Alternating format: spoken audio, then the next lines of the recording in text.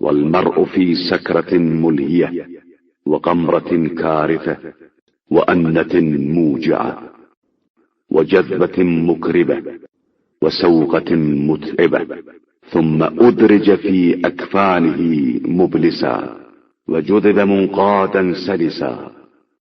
لیکن انسان سکرات موت کی مدہوشیوں، شدید قسم کی بدحواسیوں، دردناک قسم کی فریادوں اور کرب انگیز قسم کی نزع کی کیفیتوں اور تھکا دینے والی شدتوں میں مبتلا تھا۔ اس کے بعد اسے مایوسی کے عالم میں کفن میں لپیٹ دیا گیا اور وہ نہایت درجہ آسانی اور خود سپردگی کے ساتھ کھینچا جانے لگا۔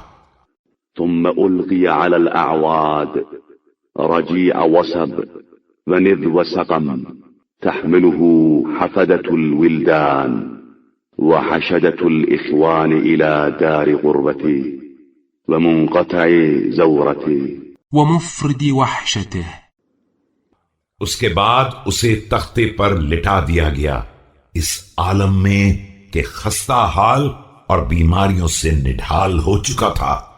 اولاد اور برادری کے لوگ اسے اٹھا کر اس گھر کی طرف لے جا رہے تھے جو غربت کا گھر تھا اور جہاں ملاقاتوں کا سلسلہ بند تھا اور تنہائی کی وحشت کا دور دورہ تھا۔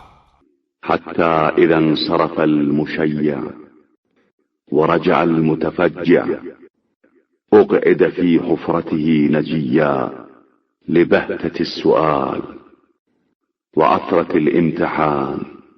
یہاں تک کہ جب مشایعت کرنے والے واپس آ گئے اور گریہ وزاری کرنے والے پلٹ گئے تو اسے قبر میں دوبارہ اٹھا کر بٹھا دیا گیا، سوال و جواب کی دہشت اور امتحان کی لغزشوں کا سامنا کرنے کے لیے۔